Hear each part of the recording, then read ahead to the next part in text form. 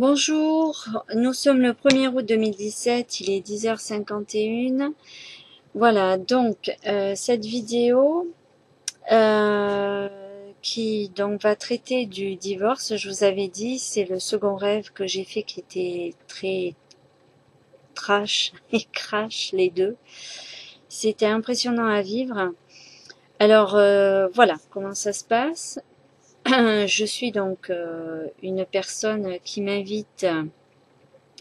Alors ce sont des gens que je connais par l'intermédiaire d'autres personnes que je connaissais avant. Donc ces personnes-là, dont le monsieur, je connaissais aussi avant. Donc il y a eu d'autres personnes qui sont venues, on va dire, se mettre dans le groupe de connaissances que j'ai. Alors, nous avons donc je suis dans le rêve, enfin je me vois pas, mais je suis dedans. Et je suis accompagnée de quelqu'un et le couple d'ailleurs qui va se marier.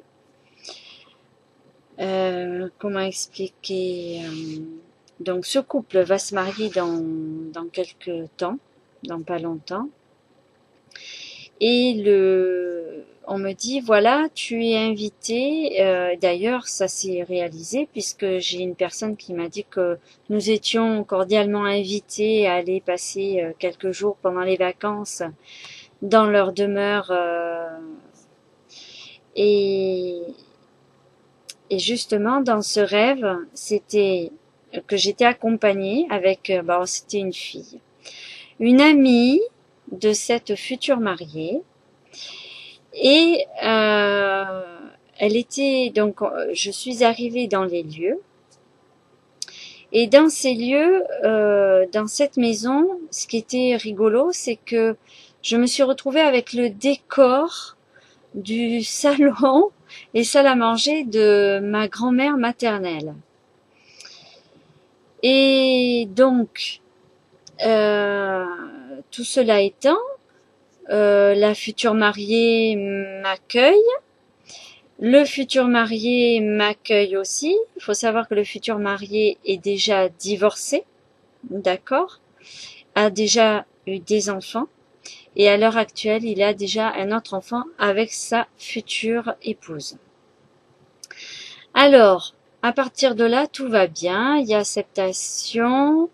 Le futur marié, plutôt, me donne la consigne par rapport à son enfant, de le garder parce qu'ils avaient quelque chose à faire ailleurs. Donc voilà, avec cette amie que connaît la future mariée, avec qui elle s'entend très bien, elle était très heureuse de la retrouver. C'était le top de la rencontre. Et au fur et à mesure donc on avance dans le rêve, à un moment donné, alors c'est vrai que je ne l'ai pas écrit non plus, mais les détails sont tellement importants que j'essaie d'être le plus clair possible. Alors, tout se passe bien, mais la future mariée, pardon, arrive. Et là, elle me voit avec son enfant et son futur mari, pardon. Et dans cette rencontre comme ça, il y a un clash de jalousie. C'est-à-dire que, pour faire plaisir à sa future mariée, future épouse, le futur marié se permet de me gronder, de me faire des reproches en me disant « oui, c'est pas comme ça qu'on fait, je suis pas d'accord ». Ok, pas de souci. Alors dans le rêve, je reste calme, j'écoute, j'entends. Et à un moment donné, donc, pendant que lui il fait ses réflexions, elle arrive en colère, jalouse. Et elle se bat contre sa meilleure amie. Une future mariée qui se bat contre sa meilleure amie. Mais alors ça se griffe, ça crie, c'est... Enfin, j'entends pas les cris, mais vu comment étaient les visages et je peux vous dire que c'est allé jusqu'au sang. C'est pour ça que je vous dis c'était crash, c'était trash. Et alors là, le futur marié me dit, bon c'est gentil, mais là on arrête. Je ne veux plus vous voir ici, ça a été gentil, mais là c'est fini. Bon, je dis d'accord. Et dans la suite du rêve, la future mariée donc pardonne, va voir sa meilleure amie et elle lui demande pardon.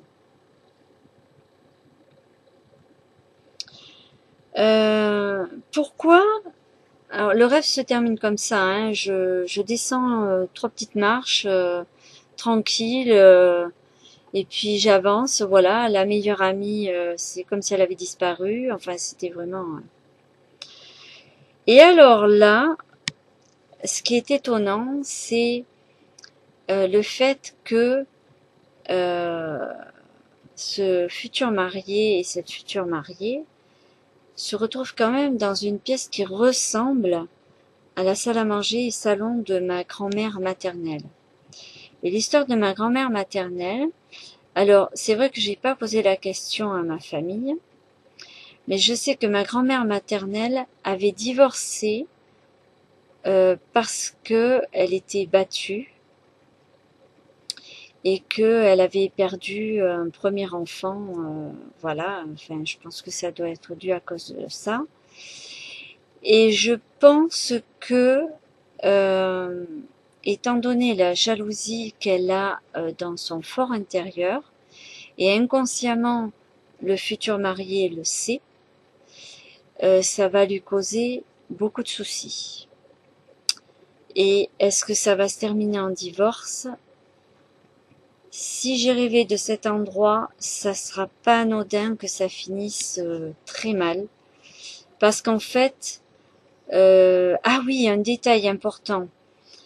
Je veux dire par là, quand le futur marié m'a dit que c'était pas bien, qu'il n'était pas d'accord parce que sa future épouse arrivait et qu'elle était là, présente à juste quelques secondes, ça s'est vraiment très vite passé.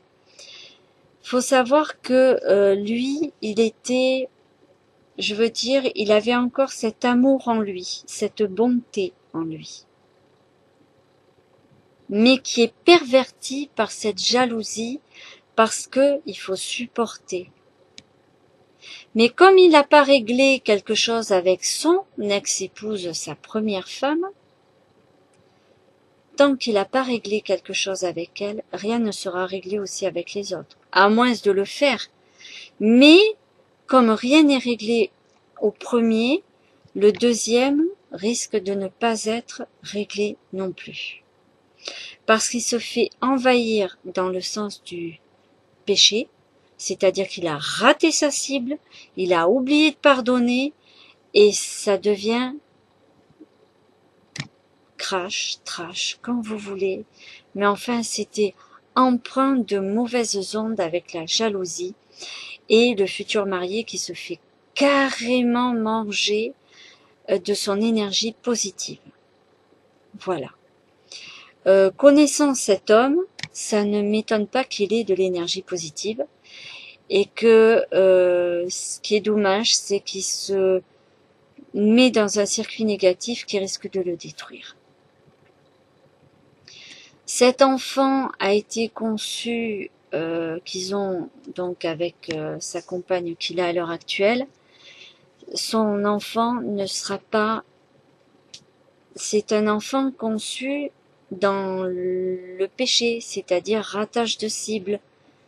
Tu te trompes de partenaire, tu as oublié de faire quelque chose avant.